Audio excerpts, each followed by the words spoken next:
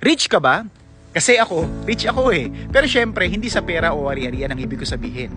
Kasi ang tunay na rich, hindi lang nasa bulsa, kundi nasa puso at relasyon mo kay Lord. Ano bang ibig sabihin ng rich? Letter R. Rooted in God's Word. Kasi pag ang buhay mo nakaugat sa salita ng Diyos, matatag ka kahit anong bagyo ang dumating. Sa ngayon, letter I naman po.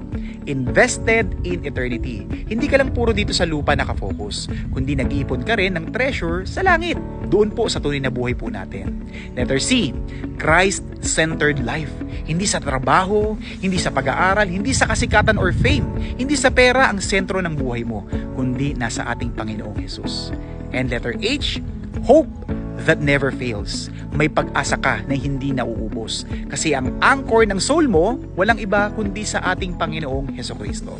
Kaya kapatid, kung tatanungin ka, na rich ka ba? Dapat ang sagot mo, oo, I am rich. Invested kay Christ and hopeful in Christ. Yan ang kayamanang hindi kayang nakawin kailanman at ng kahit na sino.